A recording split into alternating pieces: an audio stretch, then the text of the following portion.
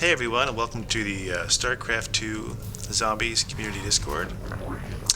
Today, me and my buddy RubyNinja are going to be walking you through the 6 different types of zombie maps. This video will be part 1, and then later we'll be recording part 2. Ruby, if you want to introduce yourself to everyone out there on the interwebs. My in-game name's RubyNinja, and I'm a zombies player who's plays on the higher end of things and has just played the maps for a very long time. So I hope I can help you with some of my insights on how the maps work and how I defend and how I play. Yeah, Ruby is one of the grandmasters in the zombie community and loves playing Protoss. Funny enough, he's actually turned this game, so it'll be interesting to see him play. So yeah, like I said, we're going to be talking about the 6 different types of zombie maps out there. For those of you who don't know this, there are actually different types of zombie maps. And the categories that I break them into, that most people would probably break them into, are your kind of thematic maps or your trick maps, your cheese maps, your micro maps, your scrappy maps, what are called your LSM maps, which are your ladder style maps, and then lastly your kind of standard zombie maps. So today we're going to be talking about your different types of micro maps and your standard zombie maps, and then also kind of your thematic and trick maps.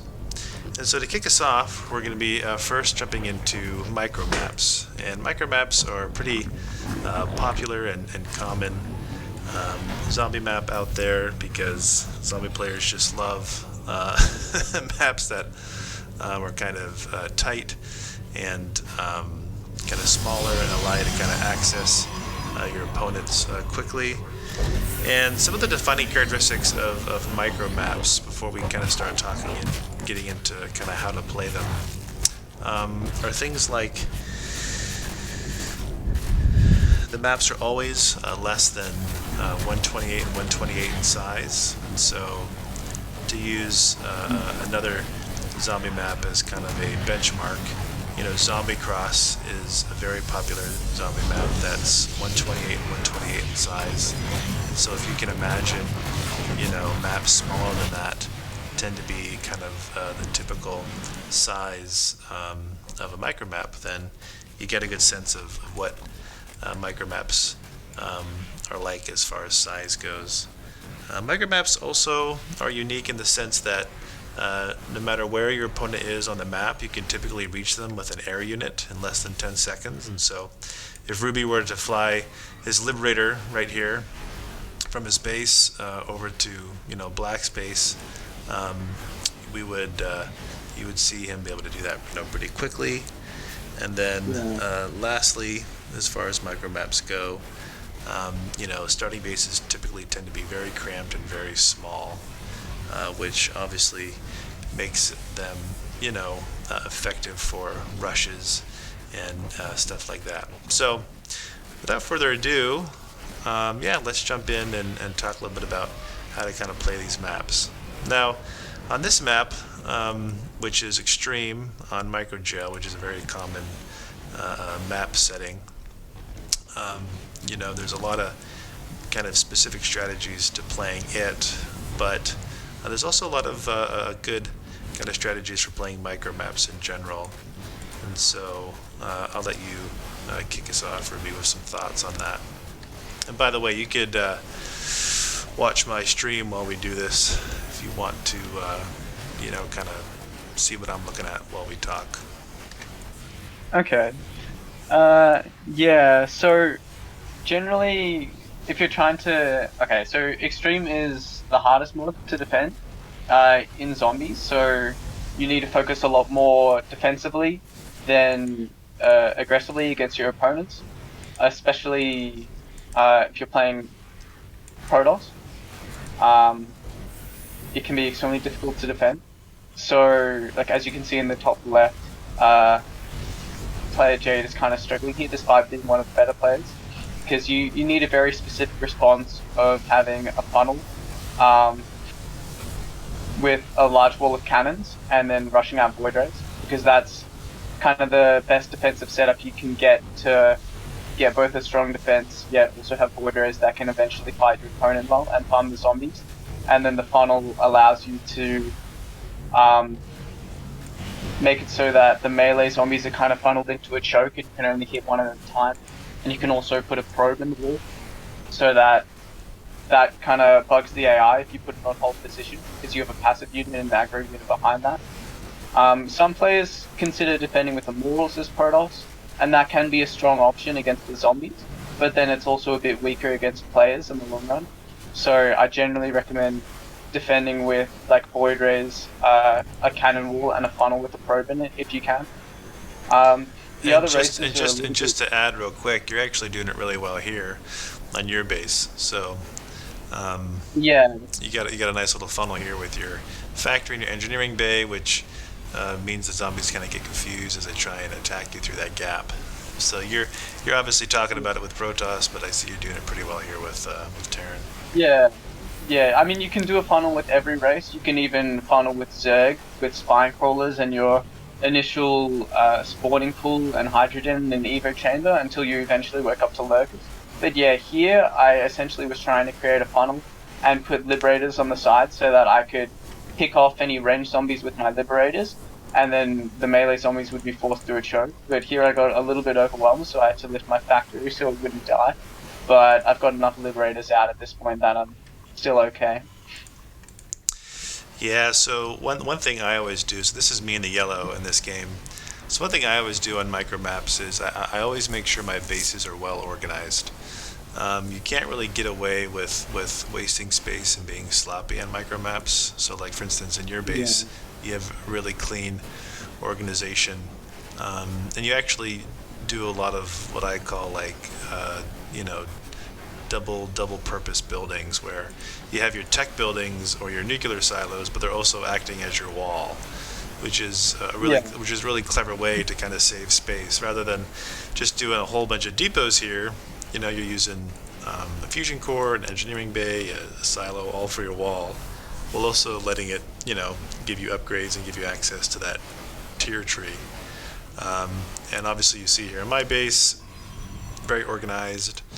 And similarly with the players on the far right of the map, no wasted space. I mean, look at this guy. I don't know if you are seeing this, but on black, I mean, he doesn't waste any space between his reactors, which is really important on micro maps because wasted space can literally be the difference between life or death. Yeah, and this build that I have is very efficient for survival, and I've had it for a very long time. You can even survive up to difficulties of like 10 times the regular zombie bounty mode with this, but it's not as good for the macro because you kind of lack that space component to get all the starports that the other players have in this game. But since I'm mid, I can't really afford to do their strategy where most of them kind of hardwall the corner with planetaries, which can be detrimental for their allies because that would mean that their allies get more zombies. But it allows them to defend efficiently because if you pull, you'll generally get less zombies, and they also use some turrets to help hit the ranged zombies if you look at the bottom right player. And then that allows them to take a lot of space to be able to macro efficiently later on in the game. Yeah, micro maps are also perfect maps for teamwork. So you see here, gray and black, kind of doubling up their liberators to kind of hold this entire choke area, which gives their purple player Thanos a chance to rebuild and gives them access to all this extra room in the front of their base. And that's a feature that's unique to micro maps. You can't really do that on other types of zombie maps. But here it's so much easier because your allies usually always kind of next door. Yeah. And with Zerg, you're generally trying to defend with a spine funnel.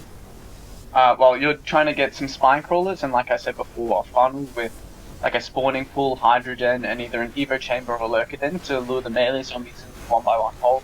and get a couple spores to deal with the ranged zombies, and then rush out lurkers as quickly as possible. Because lurkers are probably the best defensive unit on extreme, because they're an anti-ground siege unit that does, like, obviously good area damage, and that will allow you to defend effectively for yourself, and then you can also defend for your allies. So here we see, you know, a perfect example of what I was mentioning earlier, which is, you know, air units can fly so quickly from one side of the map to another on micro maps, just to wreak all kinds of damage. Gicentelia, you know, Gicentinella obviously just flew over and one-shot at all of Ruby's poor liberators, and that was the end of that. And that's probably another thing about micro maps that's, you know, important to understand, is that they're very unforgiving. Because there's no progression on micro maps, and by progression I mean, you know, controlling territories, getting expos, slowly moving across the map. Because there's no progression on micro maps, and you can immediately be in your opponent's base, it means that it's less forgiving if even one engagement goes bad, which, as you see for Ruby, was exactly the case. You know, he just was a little bit delayed in unsieging his liberators, and then that was it. That was game over, you know. Whereas in other zombie maps, you know, they tend to be a bit more forgiving. You can maybe mess up on an engagement, and it isn't usually the end of the world. So that's another thing about micro maps that I always kind of notice when I play them. Yeah, and you can see the strategy to go for mass liberators in combat was pretty effectively there, which I know might sound silly if you're coming from like a high level in ladder, but I think that's because players have to invest so much early in defending the zombies, and then they get so much more economy later on. It kind of creates, in terms of in general in zombies, it's a bit more of a totally dynamic where you can tech up a bit faster, and there's less kind of territory you need to defend, and then you can get a lot of resources from the zombies, so it allows you to kind of rush up to higher tech compositions more and get more of like a snowbally powerful army, so it makes you be able to achieve high enough liberator counts to the point where you can get that critical splash level and have it as like a strong viable composition against like enemy air forces. So here we see exactly the downside of micro maps, and that is just how cramped you get. Currently there's, what, 9 stargates and 9 starports, and just absolutely no room Yeah. in my base, you know, compared to these guys over here. And, you know, that's just another aspect of micro maps. And again, here comes JC Sentinella, you know, able to just come right over and do some damage. So I think in the end we ended up not winning this game. I think we got pretty close, but Yeah. but I think the barcode ended up going BCs, and you know, it was just too hard to hold after that. Yeah, libs dealt a lot of damage. You can try to split against them and stutter step, and that will help the situation. But libs is still a very strong option as anti in these types of situations. Yeah. So before we watch them annihilate us, any closing thoughts on micro maps and you know, some of the best advice for kind of playing them?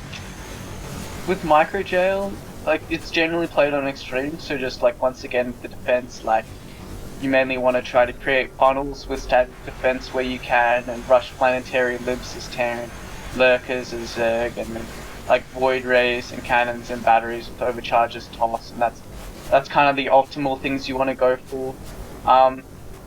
In micro jail, especially when I play, I find that I can usually do quite well fighting my opponents as Protoss, but I'm a bit weaker versus the zombies, so it's usually more efficient if you're a Zerg or Terran to help your Protoss allies defend with Liberators and Lurkers, or try to get defensive, you're the Protoss, and then focus your forces on fighting the enemy, because that's kind of where your strengths lie as a race. Yeah, absolutely.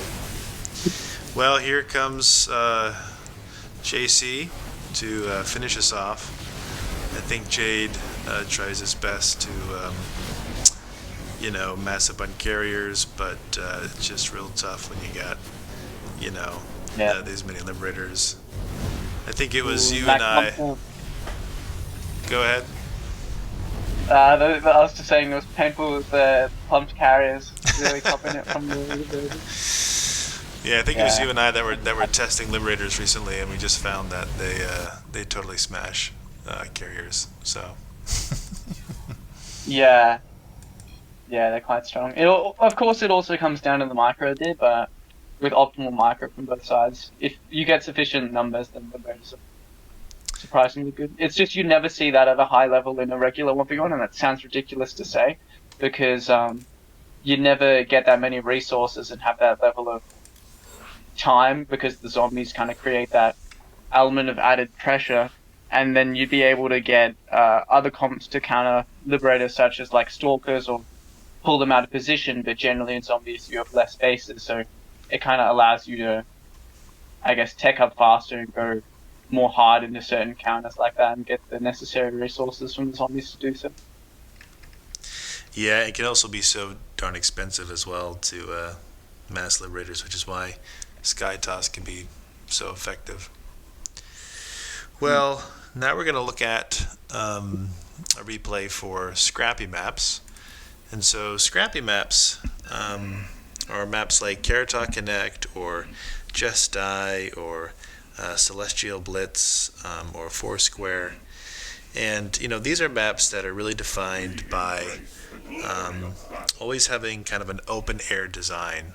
And so when you talk about an open air design, you're talking about a design of the map that really kind of, makes access to each and every one of the players very straightforward. And, there's kind of limited terrain features in that very kind of straightforward engagement. So if you look here from Kylos to, Jade, there's basically just 2 ramps. Or from Michaela here to Jade in the middle, there's basically just rocks. And so that's kind of one of the big defining features of Scrappy Maps, is kind of this open air design. But another defining factor of Scrappy Maps is very limited, very exposed mineral lines, and very exposed kind of Vespian geysers. And so you'll notice here, unlike other types of maps where minerals and gas kind of sit up against a wall or a corner, on this map, a lot of the gas and mineral patches are kind of exposed. And that's another kind of very common feature of Scrappy Maps is your mineral line is always always so vulnerable, and you always kind of have to be on the lookout for someone to rush it with lings or cannons, or just do something that ends up being a real pain in the butt. And because of this open air design, it means that games can be just really really scrappy. So as you see here, Rar is already rushing Teal, and as you see here, Traviz is already cannon rushing Jade. It's only 2 minutes into the game. And so Scrappy Maps, tend to have a lot of back and forth because of that open air design. And it's also very hard to turtle on Scrappy Maps. That's another defining feature of Scrappy Maps. It's almost impossible, if not very difficult, to turtle because of that open air design, because of how the map kind of promotes that back and forth. And so you'll see that in this game as we kind of talk about it. But that's kind of Scrappy Maps for you in a nutshell. Yeah, and I think Kylos designed this map with opening up pathways to access different parts of the maps more easily. So it's a version of Carrot Top, which is a very popular nowhere map, but he's made it more connected, I guess. so that ground can actually have more mobility and like is kind of able to equally fight air compositions and punish that more effectively. And you can cheese in different ways so that it wouldn't be as like just pure turtley and like kind of too hard to stop air with ground as if you played air on like a regular Paratalk. Yeah, Carrot Talk Connect is an open air design because of the ramps, just the sheer number of ramps. I think, counting the 8 in the middle of the map, there's also kind of another 12 to 14 in the rest of the map. So it's a lot of ramps for kind of a very kind of medium-sized map. And that means that players can just move around and just do all kinds of shenanigans to each other. So, as we see here, Kylos is able to just walk right across the map and come in here and mess up that expo from behind the mineral line. Really do kind of a number on pink here. And the Scrappy Map design also makes kind of defending zombies a bit unique, because you don't always have those real nice design features that makes zombies easier to defend, especially in Carrot Talk Connect, where only one player from each team gets the zombies, compared to maybe other maps where they all get them. Yeah, that means that like each player defending has to kind of focus more fully on defense in the early game, because they're getting like all the zombies for their team essentially. And if they don't defend at their entrance, then you can see they start leaking through to other parts of the map, and that can cause issues for other players. So when you play Scrappy Maps, what do you usually kind of do to get through them? Do you have, is it more builds you kind of focus on? Is it more cheese? Is it more, early defense type things? Yeah, it really depends on the specific map and my position. Like if I'm entrance, I'd try to play like very defensive with cannons and then rush, like kind of go for a heavy economic play and hope that my allies can defend the early cheeses and I can kind of go up to a later army quickly. But if I was in a more aggressive position like middle, I might consider a very like aggressive cheesy strategy to just like play aggressive against my opponents. Like for example, I might go Tempest in mid versus mid, because Tempest can be very effective if you're fighting across short distances, like the gap in middle here. Like if I was fighting another Protoss, for example, I might just go Tempest, because they synergize very well with static defense at short distances. You could also cannon rush. I also sometimes like to say like rush their entrance player, because they're focusing on the so they can be vulnerable to attacks if you hit them where they're not being hit from the zombies a lot of times. So then if you kill the entrance player, then the next player has to deal with the zombies and they start licking through, so it can be awkward for their team. So I might do some like cheeses and rushes to kind of exploit things a bit more effectively, but besides that I'd play fairly standard macro, especially if I'm entrance. I'd try to play very defensive. Yeah, I really like Scrappy Maps because you can do things with units that you aren't normally able to do. So like as we're seeing here now with me, I'm 7 minutes into the game and I'm running around with DTs, doing a lot of damage and killing players. And I feel like that's definitely something that's kind of unique to Scrappy Maps because of that open air design. A lot of maps kind of limit the type of units you can use because of terrain or because of its design. But Scrappy Maps, because they're kind of so open, they let you take units like DTs and kind of play with them and do things with them. When you wouldn't normally be able to do that. Yeah, there's more pathways that you can maneuver through to try to engage at different angles to catch them off guard. And, there's different paths that you can move through when they're distracted by the zombies. You can switch opens up more opportunities for cheesing. Yeah, because races like, Terran, which usually depend on like a cliff or depend on like a choke, aren't doing that on Scrappy Maps. because it's just so open, so it just ends up being a straight up battle, which I guess when you're talking about winning a straight up battle, what do you normally do in those situations when you don't have kind of the terrain to depend on, and you basically are forced into a blunt confrontation? Well, if I can't use like terrain and like a strong defensive positioning with static defense to my advantage, I just try to rush out like very strong comp quickly. Uh, for example, if there's everything's connected by the ground, I might just skip prisons and try to. If it's in no, I might just try to skip prisons and rush out more mortals and disruptors and colossi quickly to just have more brute strength to my army. You could also even go charge lords in the early game because it's more open, so you can take better engagements where you're less forced down by choke. So really prioritizing like brute army strength over maneuverability in those types of situations.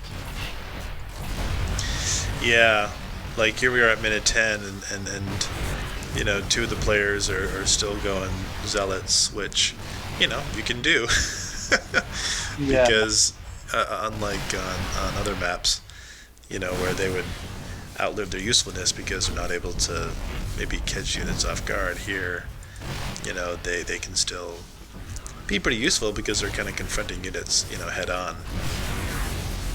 Yeah.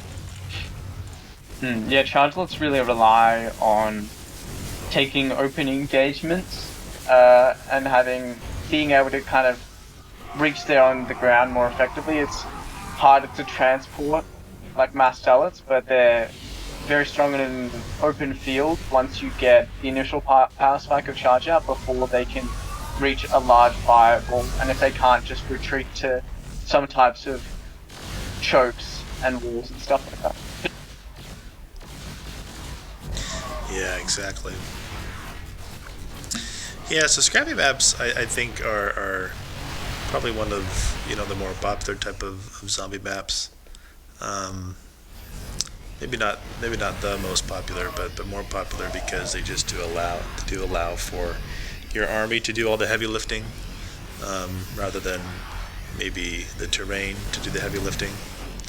And so, yeah, this was, I think, a really great game to kind of get a sense of that, especially with Kylos just not leaving poor Pink alone Yeah. for the whole game.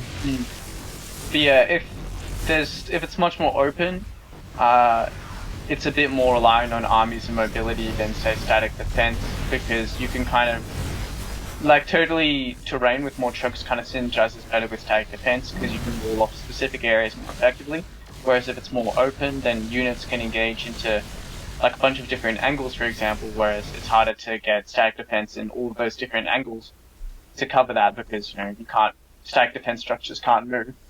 Well, at least unless they're spines and supports. But yeah. Right. Yeah, so that's Scrappy Maps. That was a good game. Love Carrot Talk Connect, by the way. It's a spin-off map of OG Carrot Talk that Kylos, one of the members of the zombie community, made, and it's really fun. You should try it out next time you're hosting a game. Yeah. It's a good map. So we're going to finish this part 1 video on the 6 different types of zombie maps with our kind of third of the 6 types of zombie maps, called this one's called Standard, the Standard zombie map. And the map we're going to be kind of talking about for Standard zombie maps is the Bridge. And so, to kind of get into standard zombie maps, Ghosts have a very particular set of skills. what exactly makes something a standard zombie map? They will nuke your base. Well, what really makes a zombie map standard is when it has a little bit of all the other, when it has a few features or a few elements of all the other types of zombie maps, but not enough features or elements to kind of make it distinct enough to be one of those types of zombie maps. So like, for instance, the Bridge has some micro map elements because the island bases can kind of get to their opponents pretty easily. Yeah. And it has some scrappy elements because players can exploit these islands, and most people who play the bridge know that these islands end up turning into really scrappy battles mid game, as you're kind of sending locusts or nukes kind of back and forth. But it's not kind of an open air design, which is typical of a Scrappy map, and so on and so forth. And so when a zombie map has features of those other types of maps, but none that kind of make it definitively one of those types of zombie maps, that's when it's typically kind of a standard zombie maps. And there's all kinds of standard zombie maps. There's the Bridge and Karatok and Zombie Cross, all of which have features and elements Yeah. of Scrappy maps, micro maps, thematic maps, cheese maps, but not enough to kind of make it that map by itself. So this was a really interesting game because it had a lot of really good players. SoPro, myself, Ruby, who I believe was the barcode, and then Joseph, who are all Diamonds Grandmasters, and then Vindahoon, who's a master too. Meant that this game was, I think, a real good one. And so yeah, let's jump in and talk a little bit about how to kind of play standard zombie maps. Yeah, so generally on a map like the Bridge, I'd have to say the island player should be more aggressive since they don't have to deal with zombies. They can kind of skip that initial investment and just kind of put all of their resources and energy into being more aggressive. They also get more mineral patches and more gas geysers, so they can kind of boost up their economy more initially without having to expand. So it's generally a very strong position to do like a rush and play an aggressive style from. It also can often be a battleground because since you can't really go through the zombies on ground because it's very difficult to push through the zombie spawn, you kind of have to end up flying to reach your opponent anyway, so these bases tend to be the closest point for your enemies to attack, so that's why they often end up being like a majorly contested area. And the middle player kind of has to focus a bit more on the zombies, like in the middle left and middle right, because they're kind of more in the direct path of the zombies, whereas the corner players could potentially like wall and play more aggressive if the middle player wants to focus very explicitly on the zombies, or they could also make it so that the middle player can play a bit more macro and get some units out faster, and they all kind of share the load and they kind of defend on the high grounds a bit, as you see Joseph is doing with his cannons, and Captain is a little bit with some of his units there. You can kind of bring units out and help support through the high ground to help defend with mid, or you could kind of wall so you get less zombies and then play aggressive if mid wants to focus on defending very explicitly and kind of macro up from the zombie economy. But yeah, either way you could try to defend as a team. You'll have the corners be more aggressive and kind of try to weaken your opponent and take some good trades. But either way, the on-land players kind of macro up a bit more, and the island players can play very aggressive usually. Yeah, so in this game, SoPro and Vindahoon did double Nidus to the bottom right player, which, is really just a great strategy if you have double Zerg, because it's so easy to kind of, hide a Nidus on this map because the bridge has a little bit of that open air design where you have a lot of this kind of open space in the back that if you're not keeping an eye on can really create problems for you. Here we see Captain nuking me, and like every good Zerg, I don't have an Overseer, even though it's minute 6. Yeah. Fair enough. But yeah, you could see Sopro and Vinny kind of taking advantage that, Sopro was in the island and Vinny was in the corner, so they could play a bit more aggressive, while Raccoon kind of focused on defending the zombies with her mass marauders. Yeah, we see here, Sopro and I having kind of two different play styles. Sopro's kind of doing these very kind of confrontational builds, while I'm kind of using locusts to kind of do these distant attacks.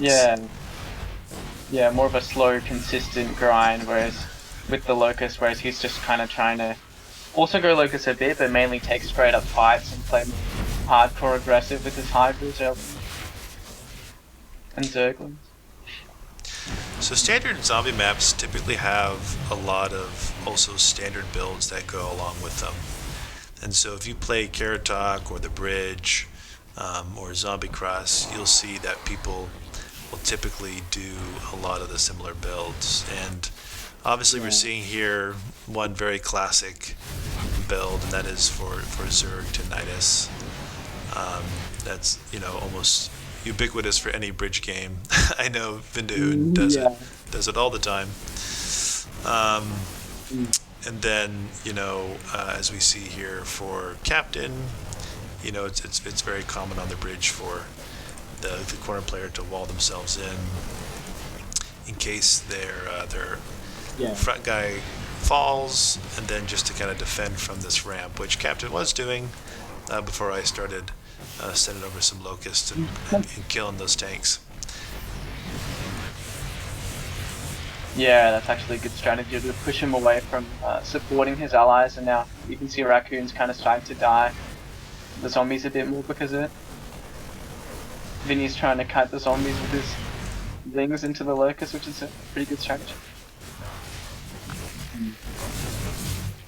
But yeah, on maps like Carrot Talk, there is usually pretty standard strategies, because the kind of ideal general meta has been figured out a bit more for Nowhere, where like Protoss kind of rushes Immortals and Prisms, and then kind of takes into Splash with Disruptors and Colossi, and then tries to recall large armies with Mothership, because that's kind of the most efficient anti-ground composition they can muster. Terran plays, Bio Tank and can rely more on like tanks and Ravens later on. There's some Ghosts is kind of like the strongest anti-ground comp they have, and whereas Zerg is kind of that Lurker Viper composition that kind of provides the most value with the Splash and like Blinding Clouds and the Yanks and stuff that is very effective versus ground. And you'll see some cheeses, but it's kind of generally more that standard play. Like you can, for example, go for a Reaper Rush on Carrot Talk, or like a Ling Nidus, or maybe if you're mid, you can go for like a Spine Link Flood as Zerg and Cannon Rush as Protoss in certain situations. But it usually is fairly more that standard style of play that I was talking about. Yeah, and standard zombie maps tend to, have zombie defense pretty standardized. So, for instance, the Zombie Cross, the Bridge, and Carrot Talk, all have kind of a funnel that the zombies come in, a high ground that you can kind of build buildings on to kill them, and then one ramp or one choke where they kind of come in on. And so that means that on maps like Carrot Talk, the Bridge, and Zombie Cross, you can typically defend with a good collection of cannons on the high ground for Protoss, and lurkers for Zerg, and then liberators or marauders for Terran. Now this is a no-air game, so Raccoon was forced to use marauders and tanks, but liberators are really good on games where you have air on a standard zombie map. Yeah, Liberator's the highest DPS unit in the game versus ground units, I'm pretty sure.